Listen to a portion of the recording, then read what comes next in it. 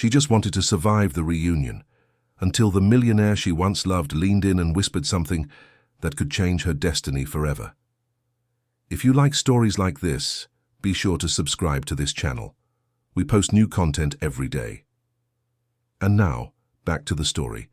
Classical music echoed through the gilded ballroom of the Plaza Hotel, mingling with the elegant buzz of conversations in 3 different languages. Maya Miller adjusted the black dress she'd bought on clearance 2 months ago, trying to ignore the feeling that every gaze was judging her. She shouldn't be here. She'd known it from the moment she accepted the invitation from her partner at the accounting firm. "It's networking, Maya," Chloe had insisted the previous Thursday, dangling the gold-embossed invitation between her fingers. "You need to get out of your comfort zone.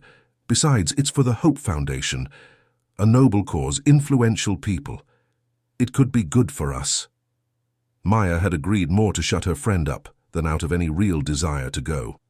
Now, standing in a corner of the ballroom with a barely touched glass of champagne, she questioned every decision that had led her here. The dress that had looked elegant in her bedroom mirror now felt cheap under the light of the crystal chandeliers. The jewelry Chloe had loaned her felt heavy on her neck, a constant reminder that she didn't belong in this world. She swiped a finger across her phone screen, pretending to be busy with an important message. In reality, she was mentally calculating how long it would be socially acceptable to stay before faking an excuse to leave. 15 minutes? 30? Tops. Chloe had vanished the moment they'd arrived, drawn into an animated conversation with potential clients near the bar. That's when she felt it, a familiar presence approaching, as if the very air in the room had shifted. The cologne came first, woody, subtle, expensive, the same one from 5 years ago. Maya's heart hammered against her ribs before she even looked up. Maya. The deep, smooth voice made her freeze. For a second, she considered pretending she hadn't heard, melting into the crowd and disappearing. But it was useless. He'd already seen her. She took a deep breath and turned slowly. Ryan Anderson was even more handsome than in her worst memories. The past 5 years had cruelly chiseled his features to perfection, much to the dismay of Maya's heart. The tailored suit accentuated the confident posture he'd developed after taking full control of his family's holding company. His hair, always perfectly styled, now had a few distinguished grey strands at the temples that only added to his charm. But it was his eyes that completely undid her. The same brown eyes that used to make her lose her train of thought in college now held an intensity that wasn't there before. Ryan. Her voice came out huskier than she would have liked. She cleared her throat discreetly, trying to regain her composure. They stared at each other for a moment that felt like an eternity, each cataloguing the changes in the other. Maya noticed the subtle lines around his eyes, the more defined jaw, the way he seemed bigger, more imposing.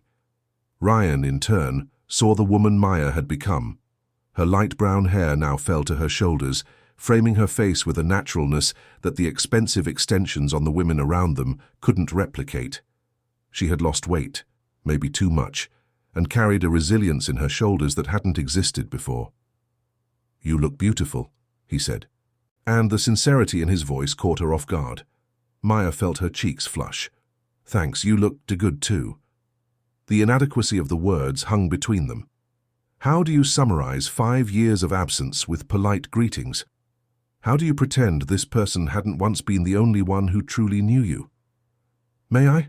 Ryan gestured discreetly toward the space beside her, near the window overlooking Central Park. Maya nodded, not trusting her own voice. They stood side by side, looking out at the park through the glass, each feigning interest in the view to avoid the discomfort of direct eye contact. "I didn't expect to see you here," Ryan said after a moment. "I didn't expect to see you either." Maya took a sip of her champagne, more to have something to do with her hands than out of thirst. "The Hope Foundation is important to me," he explained. "My mother has been on the board since last year." Helen Anderson. Maya remembered the elegant, intimidating woman who had always made her feel small during their marriage. The idea of her dedicating herself to charity work seemed surreal. "That's nice," Maya replied, not sure what else to say. The silence stretched again, but this time it wasn't just uncomfortable. There was an expectation in the air, as if they both wanted to say something important, but didn't know where to start. "Maya, Ryan began, then stopped, running a hand through his hair in a gesture she knew well. It was what he did when he was nervous. "What is it?" The question came out softer than Maya had intended. Ryan turned to face her directly. "Can I be completely honest with you?" Maya's stomach churned. She wasn't sure she wanted to hear what he had to say, but she nodded anyway. "I see you everywhere." The confession caught her completely off guard. "What do you mean?" "Not literally," he clarified quickly. "But in the endless meetings, the formal dinners, the business trips, I look around and think about how you would find it all so absurd, how you'd make sarcastic comments about people pretending to be important, how you'd rather be at home, watching a bad movie and eating popcorn."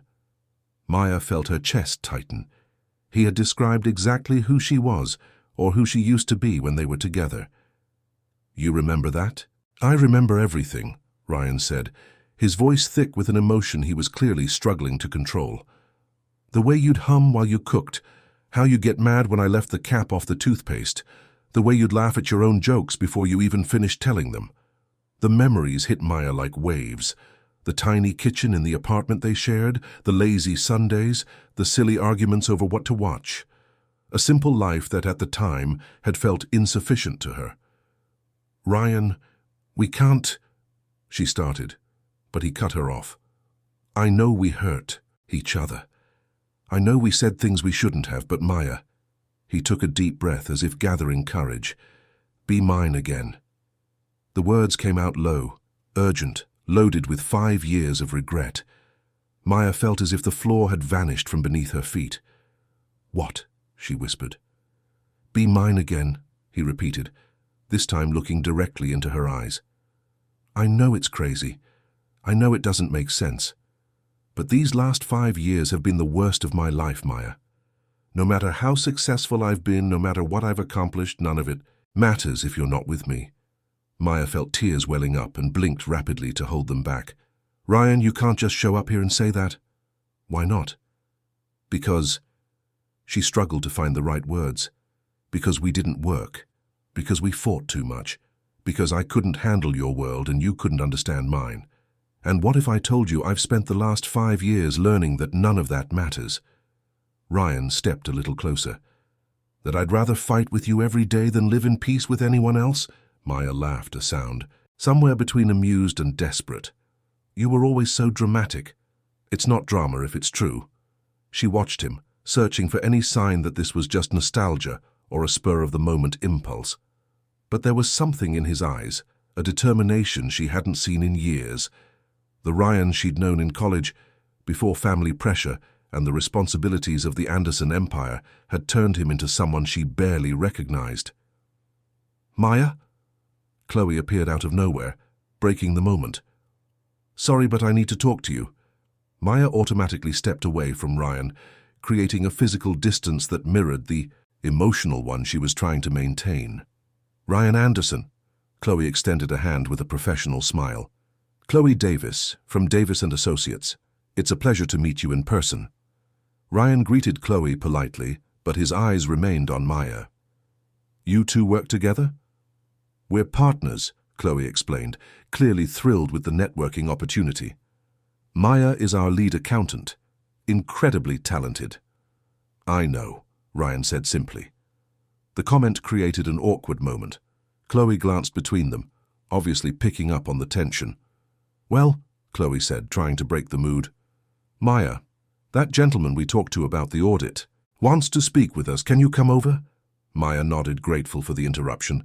She needed time to process what had just happened. "Excuse me," she said to Ryan. "Maya, wait."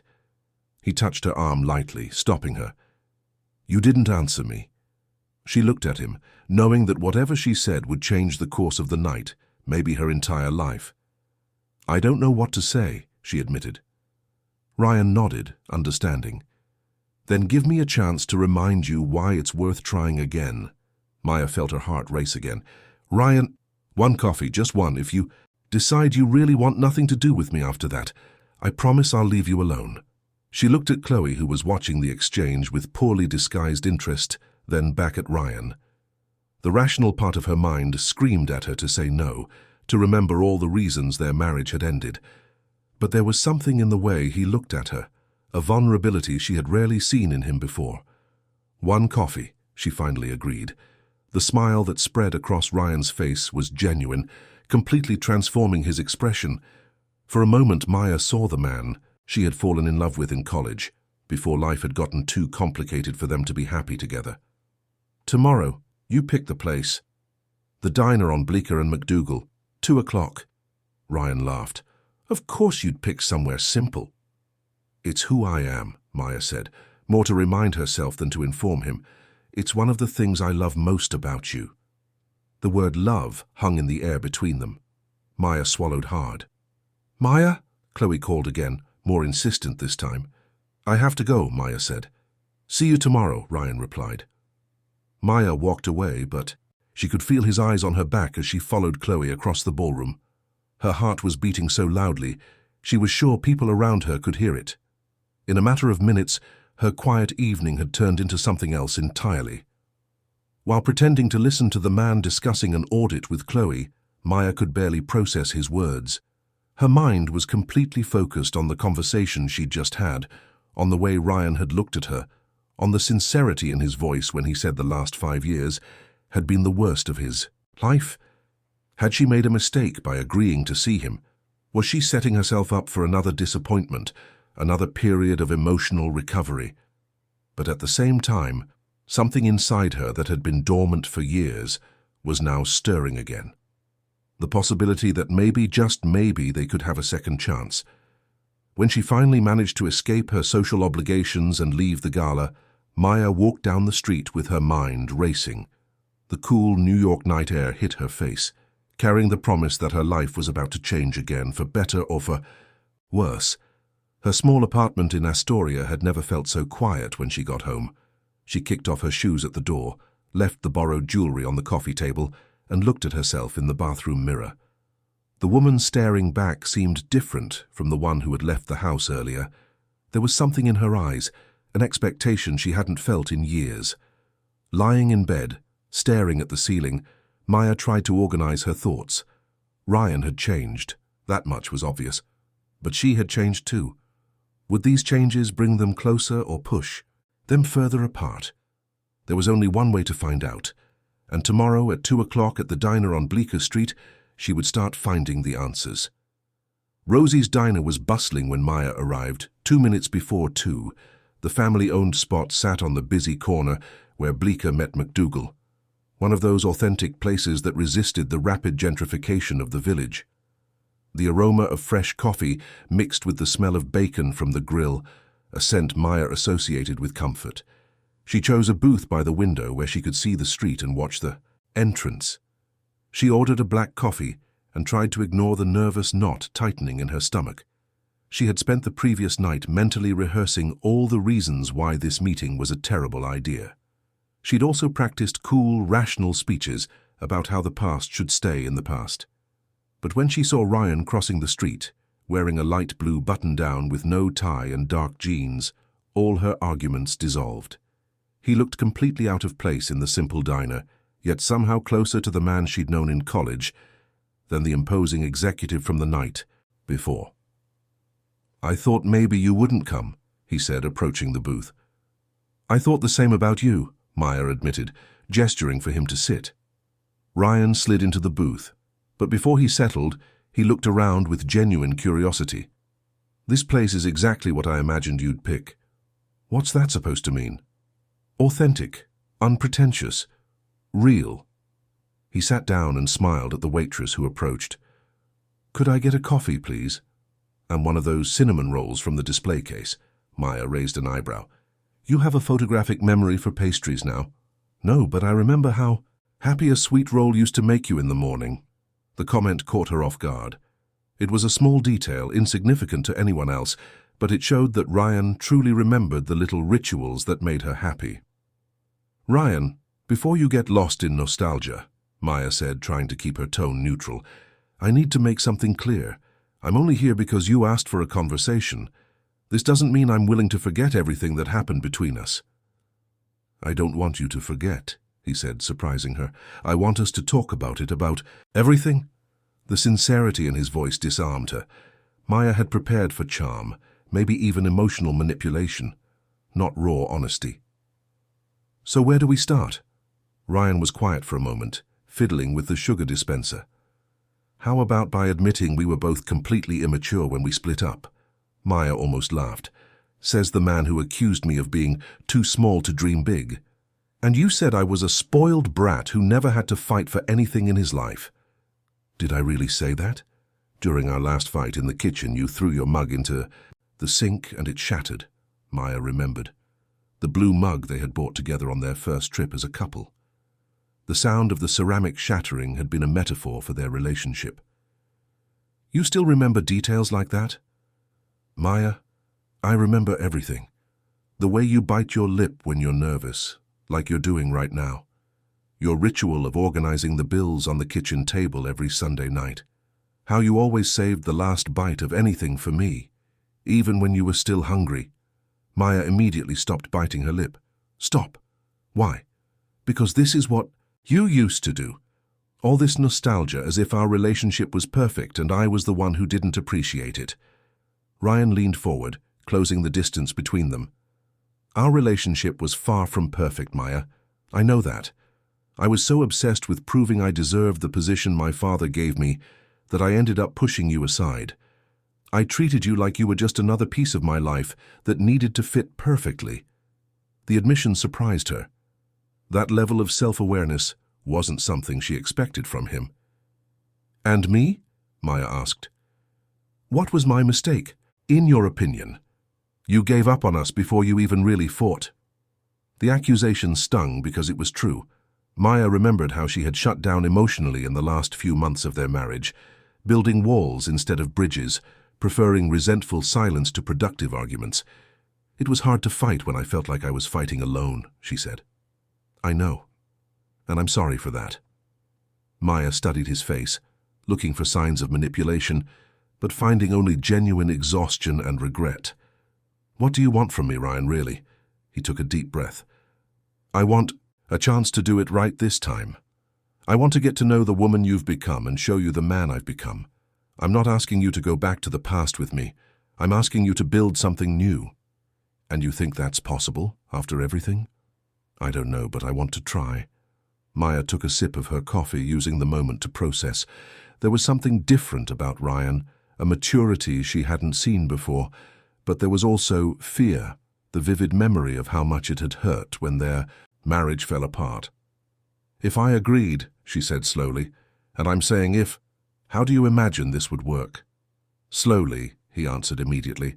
"No pressure, no expectations, just two adults rediscovering each other."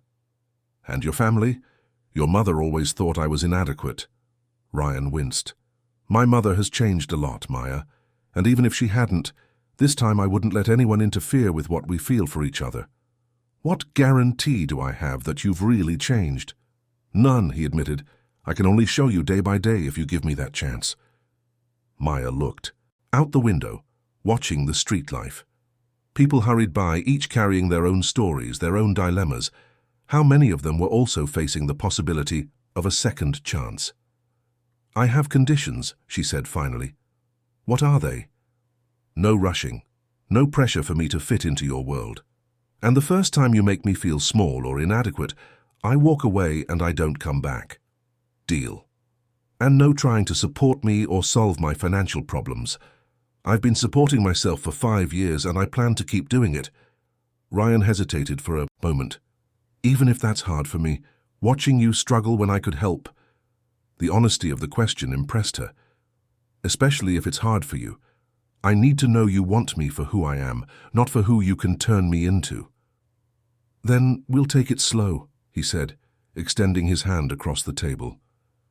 Maya looked at his hand, then into his eyes. There was a moment of hesitation, one last chance to retreat to the safety of her solitary life. But there was also curiosity, the persistent question of what if that haunting her since the night before. She touched his hand briefly, a quick handshake that still sent an electric current up her arm. Slowly, she agreed. Over the next 2 weeks, they established a strange, delicate routine. Ryan would call in the middle of the afternoon when he knew Maya would be between clients. Short conversations, never invasive, just enough to maintain a tenuous connection. He asked about her work, told her anecdotes from his office, mentioned movies he thought she might like. On their second date at a coffee shop near Maya's office, they talked about the intervening years. Ryan told her about the pressure of taking full control of the company at 28, about sleepless nights, studying reports and trying to prove his worth to the board. Maya talked about how she had fought to build her own professional reputation, about clients who tried to dismiss her work because she was young and a woman, about the satisfaction of earning every victory on her own.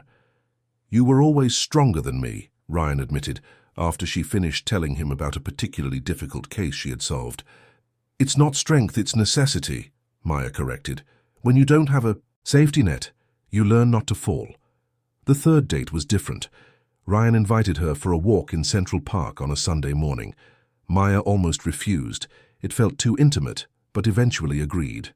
They walked along the paths, watching families picnic and couples ride bikes. "You know what I missed the most?" Ryan said suddenly. "What?" "Laughing for real. Doing simple things without having to analyze the political or financial implications." Maya looked at him. "You don't have friends?" "I have acquaintances, people I have dinner with because it's good for business, but real friends, people I can be myself with." He shook his head. "You were the only person I could ever really relax with. That's a lot of responsibility to put on one person." "I know. That was one of my mistakes." Maya stopped walking. "Listen, if we're going to do this, you need to stop beating yourself up in front of me.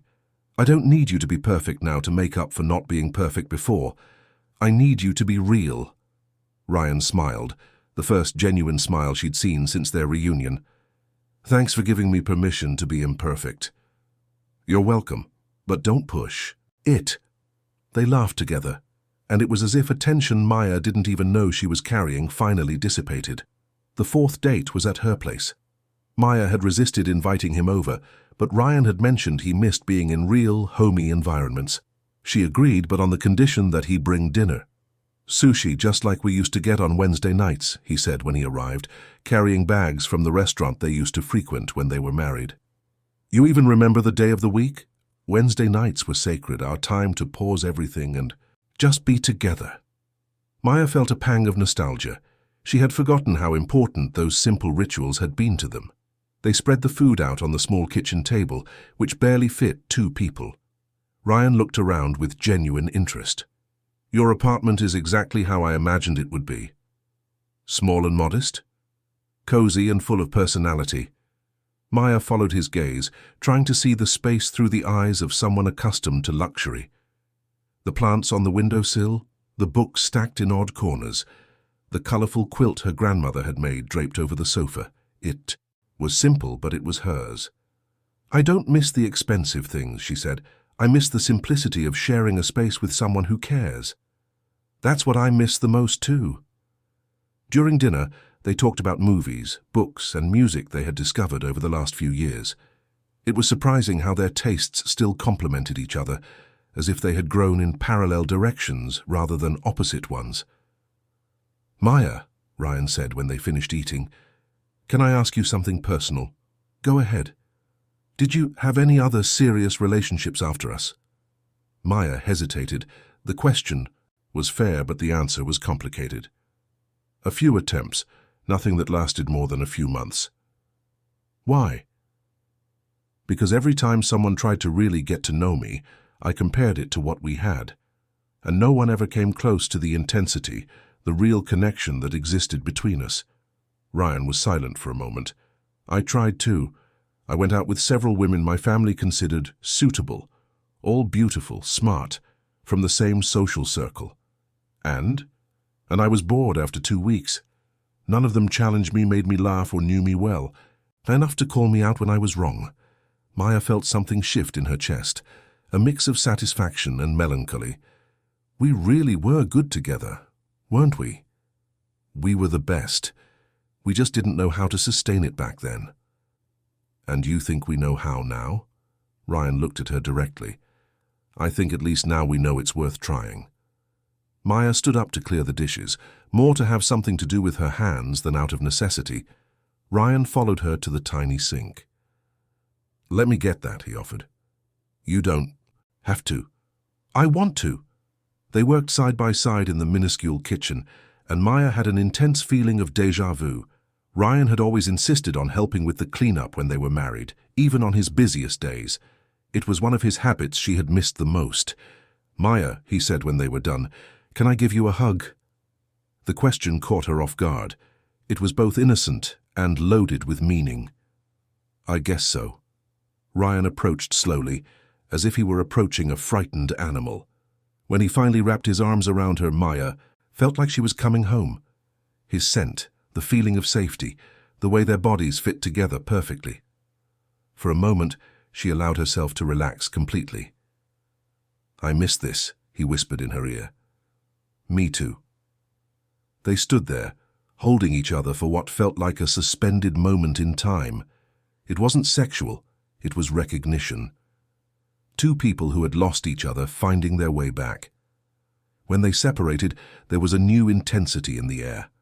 Maya saw in Ryan's eyes the same desire she felt growing inside her, but also the same determination not to rush things. I should go, he said. You should.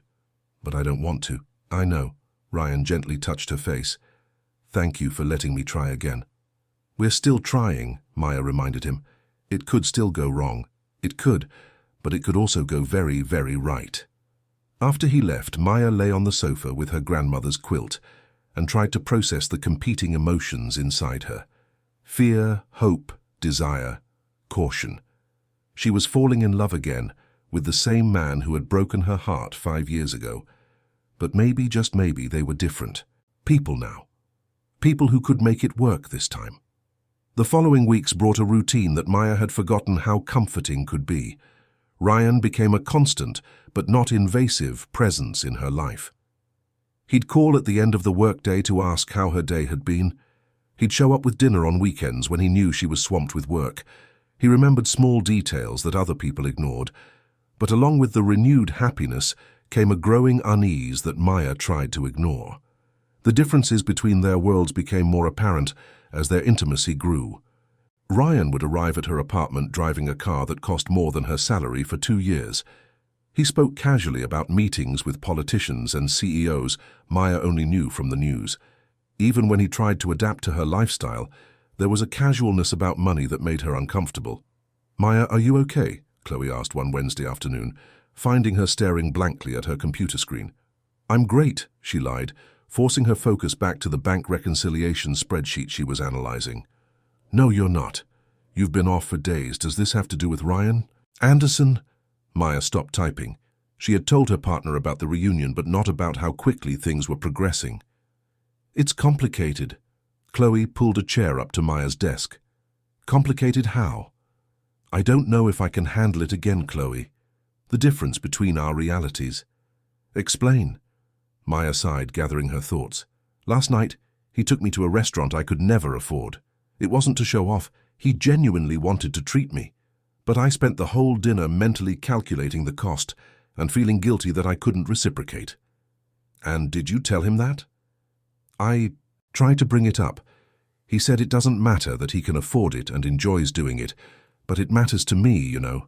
I feel small, dependent, like I'm back in our marriage, where everything I wanted or needed came from him. Chloe was quiet for a moment. Maya, do you remember why you two split up the first time? Because we were too different. Because I couldn't fit into his life and he didn't understand mine. And has any of that changed? The question hit Maya like a slap. No, fundamentally nothing had changed. They had matured, but Ryan was still a millionaire heir to a family empire, and she was still a middle-class accountant struggling to pay her bills.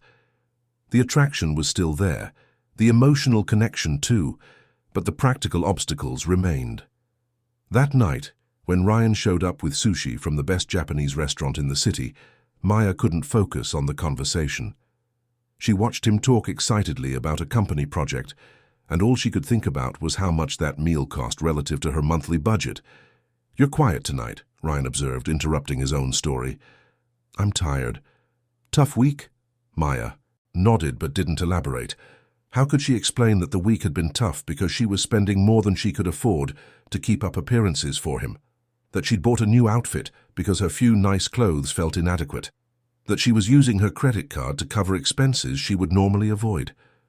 "Maya, what's going on? You've been different for days." "Nothing's going on." Ryan leaned toward her. "Don't lie to me. We promised to be honest with each other." The phrase irritated her more than it should have. "Honest? You want honesty?" "I do." Maya took a deep breath. "I can't do this anymore, Ryan." "Do what?" "This." She gestured between them. "Pretending that our financial difference doesn't matter. Pretending I can live in your world without losing myself in the process."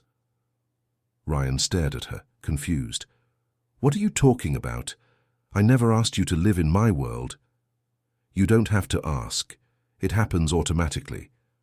The restaurants you choose, the places you go, the conversations you have. I feel like I'm constantly trying to reach a standard I can't maintain." "Maya, that's ridiculous. I don't care where we eat or what." "We do." "But I care." Her voice was louder than she intended. "I care that you spend more on one meal than I make in a week. I care that you talk about international trips like they're a run to the grocery store. I care that your entire life is made up of things that are unattainable luxuries for me." Ryan was silent, processing her words. "And you know the worst part?" Maya continued. "You don't even notice. To you it's normal. You've never had to choose between paying the electric bill and buying groceries. You've never had to give up something you really wanted because it just wasn't in the budget." "Maya, You can what? Bankroll me? Give me an allowance? Turn me into your financial dependent so I can keep up with you?" Maya stood up, agitated. "That's exactly what I'm afraid of. I just wanted to help. And that's the problem. You see my life as something that needs to be fixed, elevated to your standard.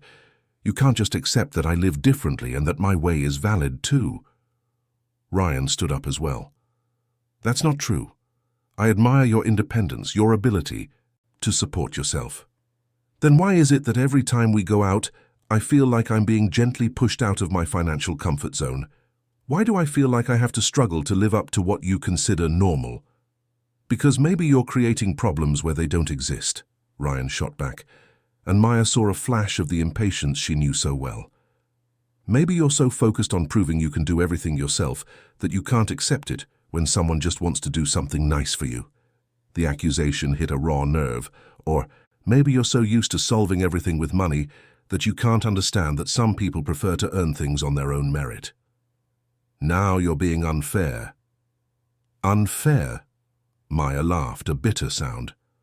"Unfair is you thinking you can just waltz back into my life after 5 years and expect me to ignore all the reasons our marriage didn't work. I thought we were moving past those issues. We were pretending they don't exist. That's different." Ryan ran a hand through his hair, frustrated.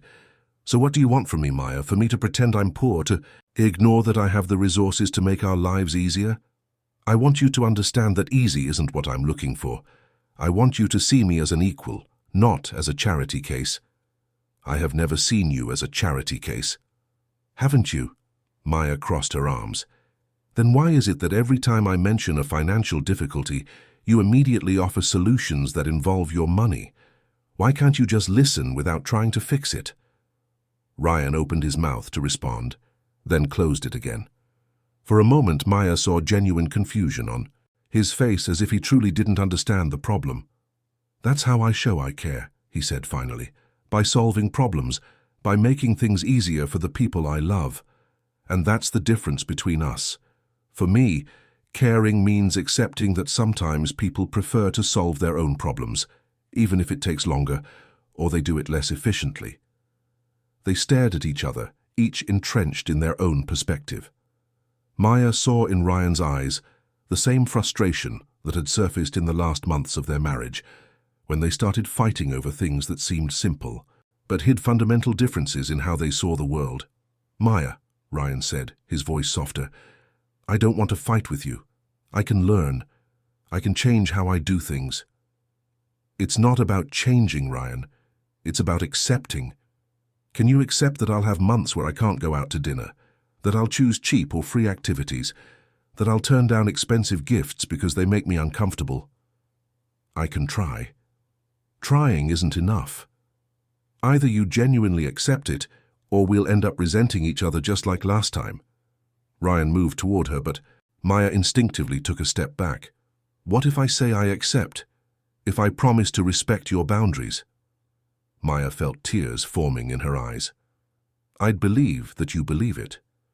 But I also know that deep down, you'll always feel like you're being deprived of something, that you could be giving me a better life if I would just let you. That's not true. It is. And the worst part is, you're not wrong. You can give me a more comfortable, easier life. But you don't understand that for me, that would be a kind of prison. Ryan fell silent, and Maya saw the moment he understood they had reached an impasse, the same impasse that had destroyed their marriage. So what do we do? He asked. Maya swallowed the tears that threatened to fall. I think we stop here. Maya, no. We can work this out. No, we can't. Because this isn't a problem to be solved, Ryan. It's two completely different ways of seeing the world. And as much as we love each other, as much chemistry as we have, those fundamental differences haven't disappeared. So you're giving up? Again? The accusation hurt because it held a kernel of truth. I'm protecting myself again. Ryan took a step toward her. Maya, please, you need to go. Her voice was firm, but he could see the pain in her eyes. And this time, when I say I don't want to see you, you need to respect that. Are you sure? Maya nodded, not trusting her voice not to break. Ryan picked up his keys from the kitchen table and walked to the door, but he paused before opening it. For what it's worth, he said without turning around, I never wanted to change you. I just wanted to be part of your life. But maybe you're right. Maybe I don't know how to do that without trying to fix things. After he left, Maya sat on the sofa and finally let the tears fall. It was the same pain from 5 years ago, but now it was laced with the bitterness of knowing they had tried again and ended up in the exact same place. Some incompatibilities were just too big for love alone to overcome. In the days that followed, Maya threw herself into work with an intensity that even worried Chloe. She took on every extra project that came her way, worked late, and avoided any idle moment that might leave room for thoughts of Ryan. But at night, alone in the apartment that suddenly felt too big, she couldn't help but wonder if she had made the right decision. If she had once again chosen pride over the possibility of happiness. Ryan didn't try to contact her. He respected her request, which was a relief on one hand and a disappointment on the other. Part of her had hoped he would fight harder, that he would insist, that he would find a way to prove he could be different. But his absence also confirmed her suspicion that, deep down, he had grown tired of trying to understand her perspective. 2 weeks after the fight, Maya was working late when her building's intercom buzzed. It was almost 10 at night and she wasn't expecting anyone. She went down to the lobby and was stunned to find an elegant woman in her 50s waiting for her. Maya, I'm Helen Anderson, Ryan's mother. Can we talk? Maya's stomach dropped. Helen Anderson was the last person she expected to see in her building's lobby, especially at this hour. The woman who had once intimidated her with an impeccable posture and subtly disapproving comments was now standing there looking different. Mrs. Anderson? Maya tried to mask the surprise in her voice. What are you doing here? May I come up? I need to talk to you about my son. Maya hesitated. The last thing she wanted was a conversation about Ryan with her former mother-in-law, especially while she was still raw from their breakup. But there was something in Helen's expression, a sincerity she didn't remember seeing before. Of course, let's go up. In the building's small, old elevator, Maya discreetly observed Helen. The woman wore an elegant but simple pantsuit by her standards and carried an understated handbag, none of the ostentation Maya associated with the Anderson family. Your apartment is very cozy, Helen commented as they entered, looking around with genuine interest. Thank you. Can I get you some coffee? Tea. Tea would be lovely. Maya prepared the tea in her small kitchen, still trying to process the surreal situation. Helen sat at the kitchen table, the same table where she and Ryan had shared so many meals in recent weeks. Maya, Helen said once they were both seated with steaming mugs, my son is a wreck. Maya felt a pang in her chest but kept her expression neutral. I'm sorry to hear that. He hasn't told me the details of your fight, but I've known my son for 32 years. I know when he's truly hurting. Mrs. Anderson, with all due respect, I don't know why you're here. Ryan and I tried, but it didn't work out. Some things just aren't meant to be. Helen took a sip of her tea, studying Maya's face. Do you remember what I was like when you two were married? The question caught Maya off guard. I do. I was terrible to you. The blunt admission left Maya speechless. Not intentionally, Helen continued, but I made sure you knew I didn't approve of the relationship, that I thought you were incompatible, that my son deserved someone from his own social circle. Maya nodded, feeling old wounds reopen. I remember that very well. I was wrong. What? Helen sighed deeply. Maya, can I tell you a story about how I met Ryan's father? Maya nodded, curious in spite of herself. I was 22 and working as a receptionist at a law firm in Midtown. I wore the same skirt 3 days a week because it was the only truly professional one I owned. Edward, Ryan's father, was a client at the firm, the heir to a traditional New York family, owner of several companies, accustomed to a world I only knew from the papers. Maya leaned forward, intrigued. When he started pursuing me, I was terrified, not just because of the social gap, but because I knew his family would never accept me. And they didn't. His mother treated me exactly the way I treated you, with cold politeness and constant disapproval. So how did you get past that? We almost didn't, Helen admitted. I broke up with him 3 times, always coming back to the same argument. We were too different. I didn't fit in his world. He would eventually get tired of me. Maya felt a chill run down her spine. The story was frighteningly familiar. The 4th time I broke up with him, Edward showed up at my apartment with his mother. I thought she had come to convince me to leave him alone for good. But do you know what she said to me? What? That she had spent her entire life trying to mold her son into what society expected of him, but that she had never seen Edward genuinely happy until he met me. That if she kept interfering, she would lose the son she loved just to save a social image that, in the end, didn't matter. Maya felt tears welling in her eyes. The parallel to her own situation was impossible to ignore. She apologized for judging me without knowing me, and she asked me a question I've never forgotten. Are you going to let pride destroy your love twice? First, when you reject him, and second, when you force me to live the rest of my life knowing I pushed away the person who made my son happy. And what did you say? That I was afraid I would never fit into his world. That I didn't want to live my life always feeling inadequate, always trying to live up to a standard that wasn't mine. Helen paused to take another sip of tea. Do you know what she told me then? True love doesn't demand that you fit in anywhere. It only demands that you be true to yourself. And if my son can't see that, then he's the one who doesn't deserve you, not the other way around. Maya wiped away a tear that had escaped. And you two stayed together? We did. And I learned that the difference between our worlds only became a problem when I allowed it to. Edward never asked me to change.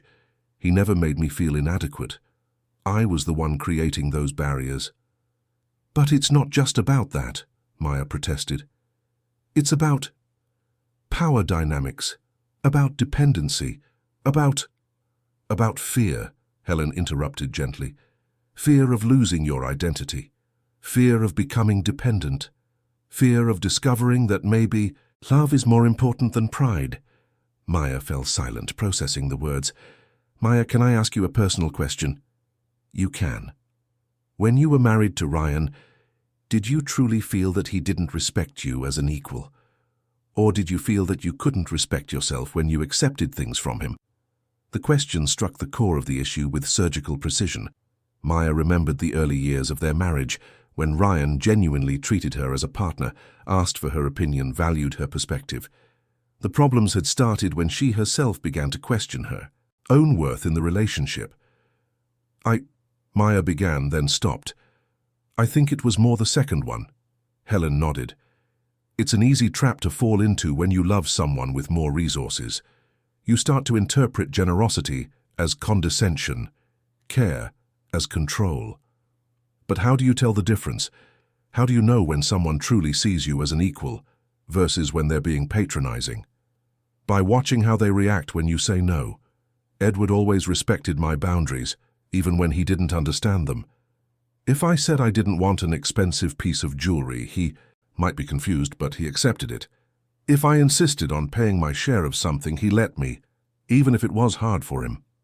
Maya thought of Ryan respecting her decision not to accept financial help, of him never pushing when she refused gifts. Maybe she had been misreading his intentions all along. Maya, Helen continued, I came here because I see in you the same strong, stubborn woman I used to be, and I see in my son the same passionate man who sometimes doesn't know how to show love without trying to solve problems. But we tried again and it didn't work. You tried with the same old insecurities. Have you ever stopped to think that maybe the problem isn't your differences, but how you deal with them? Maya was silent.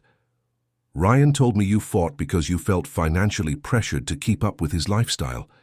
But he also told me he never asked you to do that he actually prefers the simple things you do together. That's true. So the problem wasn't him pressuring you. It was you pressuring yourself and then blaming him for it. The observation stung because it was true. Maya remembered spending money she didn't have on clothes, feeling obligated to live up to standards Ryan had never set. I don't know how to change that, Maya admitted. I don't know how to stop feeling inadequate.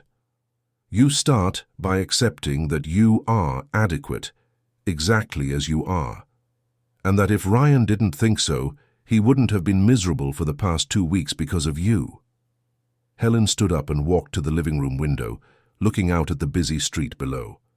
Maya, can I give you a piece of motherly advice, not as Ryan's mother, but as a woman who almost lost the love of her life to pride? You can. Pride can protect you from pain, but it also protects you from happiness. You can spend the rest of your life shielding yourself from men who have more money than you, or you can risk trusting that there's at least one who loves you for exactly who you are. Maya felt more tears stream down her face. Is he really hurting? She asked. He is. And so are you. The question is, are you going to keep hurting separately to protect your pride, or are you going to try hurting together to build something real? Helen returned to the table and picked up her purse. I didn't come here to convince you to get back with my son. I came to tell you that if you try again, you have my full support, and to apologize for my part in making you feel inadequate in the past. Mrs. Anderson, besides, Helen smiled for the first time that night, I came to give you this. She took a small wrapped object from her purse and placed it on the table. What is it? Open it. Maya carefully unwrapped it and found a small ornate golden key. It's the key to the first apartment Edward and I lived in when we got married. A small, simple place, far from his family's standards. He insisted we live there because he said he wanted to build our life together, not just insert me into his. Maya looked at the key, confused. I'm not giving you the key so you can live there, Helen clarified. I'm giving it to you as a symbol, to remind you that true love is about building something new together, not about one person adapting to the other's world. Maya held the small key, feeling the symbolic weight it carried. Is Ryan home? She asked impulsively. Helen smiled. He is. Working late like he does when he's trying to forget some kind of pain. After Helen left, Maya sat in her kitchen for a long time, holding the key and rethinking the last few months. All the fights, all the misunderstandings, all the times she had interpreted care as condescension, generosity as an attempt at control. At 11:30 she grabbed her car keys and drove to Ryan's apartment. The light in his home office was on when she parked across the street. For a moment she sat in the car, gathering her courage. Then she went up and rang the bell. Ryan opened the door in sweatpants and reading glasses, looking clearly surprised. "Maya? What are you doing here? Did something happen?" "Your mother came to see me tonight." Ryan closed his eyes for a moment. "I didn't ask her to do that. I know. But she said some things that got me thinking." They stood at the doorway for a moment, each sizing the other up. "Can I come in?" Ryan stepped aside to let her pass. The apartment was exactly as Maya remembered, modern, elegant, but cold.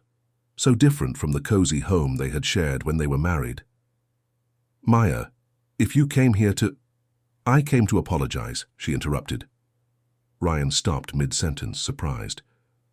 "And to ask if you'd be willing to try one last time, but differently." "Differently how?" Maya took a deep breath. "With total honesty.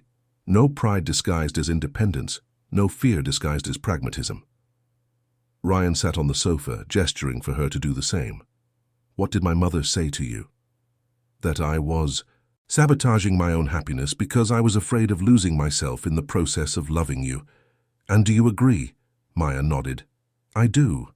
And I also realized I was projecting my own insecurities onto you." Ryan was silent, processing. "Ryan, can you promise me something?" "What?" "If I tell you I'm uncomfortable with something, can you just accept it, even if you don't understand why?" "I can." "And can you trust that if I accept something you want to do for me, it's not because I feel obligated, but because I genuinely want to?" "I can, but can I ask you something too?" "You can. Can you trust that when I offer something or suggest something, it's because I want to share my life with you, not because I think you need to be fixed?" Maya felt tears welling up again. "I can try. Trying is a start." They looked at each other for a moment, each seeing in the other the person they had lost and found and lost again. "Ryan?" "Yeah? Can we try to build something new this time, instead of trying to recreate what we had before?" Ryan smiled, the first genuine smile she'd seen since their fight. "I would love that." Maya moved closer to him on the sofa. "Your mother gave me a key." "What key?" Maya showed him the small golden key and told him the story. When she finished, Ryan was visibly emotional. "She never told me that story in so much detail. She said she wanted me to know that it's possible to make it work, even when it seems impossible." Ryan took Maya's hand, lacing his fingers through hers. "Maya, I love you. I love your independence. I love your strength. I even love your stubbornness. I don't want to change a thing about you.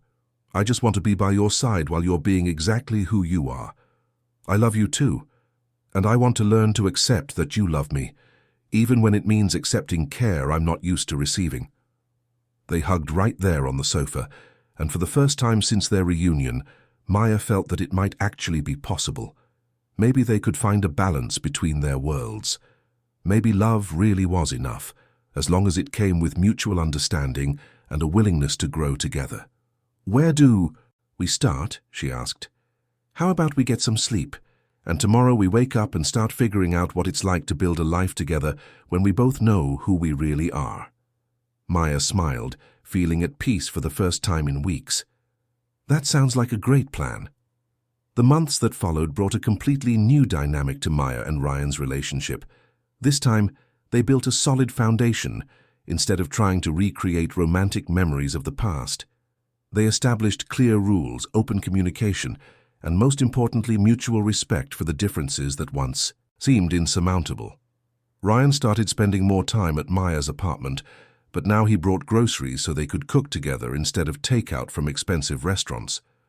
Maya discovered he was a competent cook who genuinely preferred the intimacy of her small kitchen to the formal dinners his social position demanded. "Did you know I hate those business dinners?" Ryan confessed one Thursday night while dicing onions. "I spend 2 hours pretending to be interested in conversations about golf and stocks, when all I really want is to be here with you, arguing about whether to put bell peppers in the sauce." "There will be no bell peppers," Maya replied firmly, but she was smiling. "And if you hate them so much, why do you go?" "Because it's part of the job. But at least now I have somewhere to come home to." Maya's heart warmed.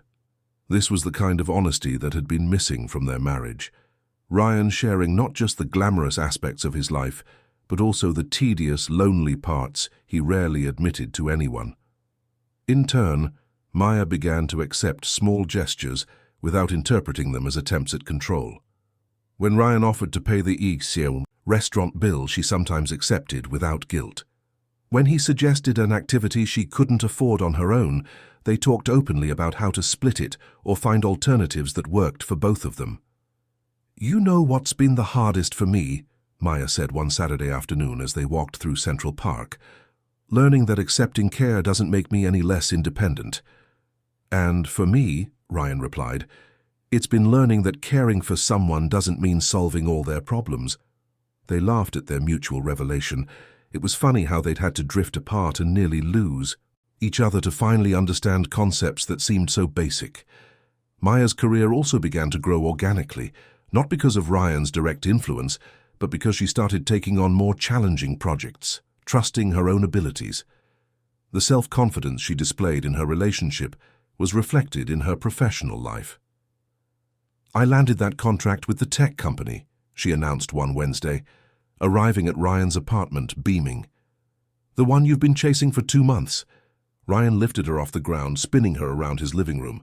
"Maya, that's incredible. How did you do it?" "I presented a proposal so detailed and well-structured they couldn't say no. And I negotiated a fee well above what I thought was possible." "You're brilliant," Ryan said, and Maya saw genuine pride in his eyes. "You always were, but now you're letting other people see it too." It was true. Maya had stopped downplaying her professional achievements out of personal insecurity, and Ryan had learned to celebrate her victories without trying to contribute with his contacts or influence. 3 months after their reconciliation, they found a unique way to merge their worlds. Ryan had casually mentioned that he'd always wanted to help small businesses, but never knew how to do it without seeming patronizing. Maya, through her work, had met several entrepreneurs with brilliant ideas, but who lacked resources or management skills. "What if we created something together?" Maya suggested one night.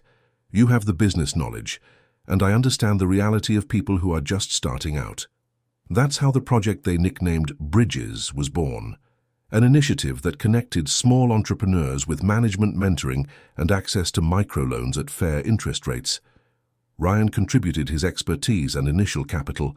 Maya provided her accounting knowledge and understanding of the real needs of small business owners. Their first case was Rosie's Diner, where they'd had their second date. The elderly woman who had run the business for 30 years wanted to expand, but didn't know how to structure it financially. Maya developed a realistic business plan, and Ryan helped with contacts for reliable suppliers. Within 2 months, Rosie had doubled her revenue without compromising the authenticity that made the place special. "You know what the best part of all this is?" Ryan said, as they celebrated with the diner's staff. "It's seeing that we can do something important together without either of us having to give up who we are." Maya agreed, watching Rosie proudly explain to a new customer how she'd managed to expand the menu. It was gratifying to realize they had found a way to use Ryan's resources and her social awareness to create something genuinely useful. Their sex life had also developed into something natural and intense. Without the pressures and insecurities of the first few months after their reunion, they rediscovered each other with a passion that combined the familiarity of the past with the novelty of being mature individuals. Ryan had become a more attentive, less hurried lover. Maya had learned to express her desires without shame or hesitation. "I'd forgotten how good it is to wake up next to you," Ryan said one Sunday morning, with Maya nestled against his chest. "Stop being romantic. You snore like a freight train," she replied, but she was smiling. "And you steal all the blankets." Irrelevant details. It was this ease that Maya had missed the most, the ability to be imperfect with each other without it leading to a fight or emotional distance. 6 months into their official relationship, a term they used for convenience, though what they had was much deeper, Maya started noticing strange changes in her body. First came an inexplicable fatigue that lingered even after a full night's sleep. Then came the morning nausea, which she initially blamed on the stress of closing several projects at once. "You look pale," Chloe observed one Thursday. And you were sick again this morning. Maya, when was your last period? The question hit Maya like a lightning bolt. She had been so wrapped up in work and Ryan that she hadn't even noticed she was late. Doing a quick mental calculation, she realized it had been almost 2 months. It can't be, she murmured. It can, and I think you should take a test.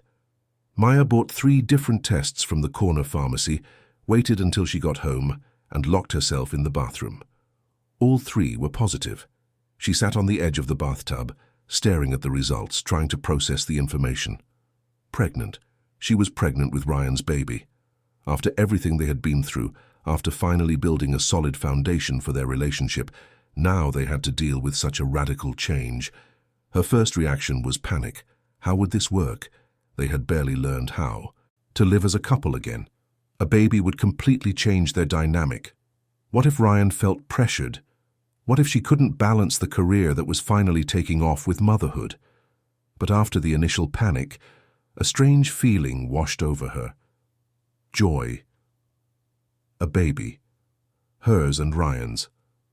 A tiny person who would be a combination of them both, who would grow up in a home where love had already been tested and proven resilient. Maya decided to get a blood test to confirm before telling Ryan. She scheduled it for first thing the next morning. The result came, with a surprise she could never have imagined. It wasn't just 1 baby, it was 3, triplets. The nurse repeated the information twice because Maya just stared at the paper, unable to assimilate it. Triplets. 3 babies. 3 tiny lives that would depend on her and Ryan. Is this common? Maya asked, trying to keep her voice steady. Not very, but it happens, especially if there's a family history or if you've had fertility treatments. Maya shook her head. There was no family history she knew of, and they definitely hadn't had any treatments. Apparently, life had decided to make up for all their years apart in one go. On the way home, Maya tried to figure out how to tell Ryan. How would he react? Would they panic together? Would he feel overwhelmed? She was still processing the news herself. Ryan was in the kitchen making dinner when she arrived. He had left work early to try a new recipe he'd learned from Rosie. The domestic scene was so normal, so peaceful, that Maya almost hesitated to shatter the moment. "How was your day?" he asked, turning to greet her with a kiss. Maya looked at the man she loved, the man she had found again, the man she had almost lost again, and decided there was no delicate way to break this news. "Ryan, I need to tell you something." Something in her tone made him stop what he was doing and give her his full attention. "What is it?" "I'm pregnant." Ryan stood completely still for a moment, processing her words. Then his face transformed, moving through surprise, shock, and finally settling on a pure joy that lit up his eyes. "Pregnant? Are you serious?" Maya nodded, trying not to cry. "Maya." Ryan approached her slowly, as if she were a precious thing that might break. "We're going to have a baby. Actually," Maya took a deep breath, "we're going to have 3 babies. It's triplets." The silence that followed was absolute. Ryan opened and closed his mouth several times without making a sound. Finally, he sank heavily into a kitchen chair. "Triplets," he repeated, as if testing the word. 3 babies, Ryan. 3. 3 of our babies. Yes. Ryan was quiet for what felt like an eternity. Maya started to get nervous. Maybe it was too much. Maybe he wasn't ready for such a radical change. So quickly. "Ryan, are you okay?" He looked up at her, and Maya saw tears streaming down his face. "Do you have any idea," he said, his voice choked with emotion, "how much I love you?" "Ryan, no. Let me talk." He stood up and took her hands. "I spent 5 years convincing myself that I had lost my only chance at being truly happy, that I had ruined the one thing in my life that actually mattered. And now, you're telling me that not only do we get another chance, but we get to have a family. 3 babies, Maya. 3 little people who will be half you and half me." Maya started crying too. "You're not scared?" "I'm terrified," Ryan admitted. "I don't know the first thing about being a father. I don't know if I'll be any good at it. But I'm terrified in the happiest way possible. They hugged right there in the kitchen, crying and laughing at the same time, trying to absorb the magnitude of the change that was coming. 3 babies are going to be a lot of work, Maya said against his chest. We'll handle it. They're going to cost a lot of money. We have money. I'm going to get huge and cranky, and I'm going to throw up a lot. I'll hold your hair and bring you ice cream at 3 a.m. What if we don't know how to do this? Ryan pulled back to look at her. Maya, we almost lost each other twice and still found our way back. If we can make this work, we can make anything work. Maya smiled through her tears. 3 babies, Ryan. Our lives are about to be turned upside down. They already were, he replied, kissing her forehead. The moment I saw you at that gala and decided to whisper that I wanted you back, our lives were already turned upside down. The rest is just the fallout. That night, they stayed up late talking about names, about how to rearrange their homes, about what it would be like to raise 3 children at once. It was daunting, but it was also the most hopeful conversation Maya had had in years. You know what's funny? She said, her head on Ryan's shoulder. When I was a kid, I always dreamed of having a big family. Lots of kids, lots of noise, lots of love. And now you're getting it all at once. We're getting it.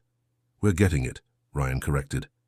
And Maya, when these 3 babies grow up and ask how Mommy and Daddy met, I'm going to tell them we fell in love twice. The first time when we were young and thought love was enough. The second time when we grew up and learned that love takes work, honesty, and the courage to make it last. Maya turned to look at him. That's a good story. It's our story. 6 months later, Maya was in the delivery room with Ryan holding her hand, about to meet the 3 little miracles she had carried with growing difficulty but constant joy. Their relationship had strengthened with every ultrasound, every change in her body. Every night, Ryan spent assembling cribs while she organized tiny clothes. Are you ready? He asked as the doctor announced it was time. Maya squeezed his hand, thinking of the impossible journey that had brought them here. From the chance reunion at a party to a desperate whisper, from fights to reconciliations, from lost love to a love reborn and now multiplied by 3. I'm ready, she answered. And for the first time since they had found each other again, Maya was absolutely certain they were ready for whatever came next. Together, they could face any challenge, even 3 babies crying at the same time at 3 in the morning. After all, if they had managed to find their way back to each other after so much lost time, they could surely find their way to being the family they were always meant to be.